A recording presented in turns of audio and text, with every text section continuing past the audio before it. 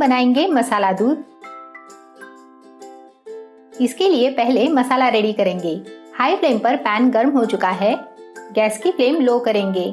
पाव cup पिस्ता, पाव cup बादाम और पाव कप काजू डालेंगे।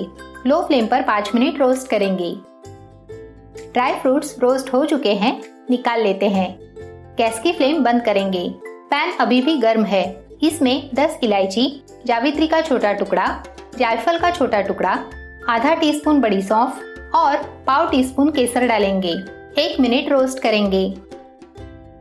मसाले रोस्ट हो चुके हैं, निकाल लेते हैं। ठंडे होने पर इनकी पाउडर बना लेंगे। मिक्सी जार में रोस्ट किए हुए मसाले और 1 टेबलस्पून चीनी डालेंगे। पाउडर बना लेंगे। इस तरह रोस्ट किए हुए ड्राई फ्रूट्स और 2 टेबलस्पून मिल्क पाउडर ऐड करेंगे। आप चाहे तो इसमें पाव टीस्पून हल्दी पाउडर डाल सकते हैं। अगर आप डेली मसाला दूध पीने वाले हो तो हल्दी पाउडर न डालें। पल्स मोड पर दरदरी पाउडर बना लेंगे। मसाला रेडी है। ये मसाला आप एयरटाइट कंटेनर में भर के रखें। ये मसाला रूम टेम्परेचर पे 4 महीने और फ्रिज में 6 महीने तक ताज़ा रहता है। अब मसाला दूध बना लेंगे। मीडियम फ्लेम पर पैन रखा है। इसमें 1 कप दूध डालेंगे। दूध बॉईल हो चुका है। इसमें 1 टेबलस्पून दूध मसाला डालेंगे।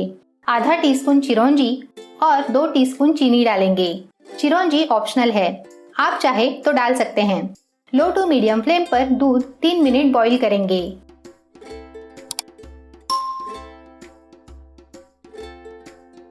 तीन मिनट हो चुके हैं। मसाला दूध रेडी है। सर्व करेंगे।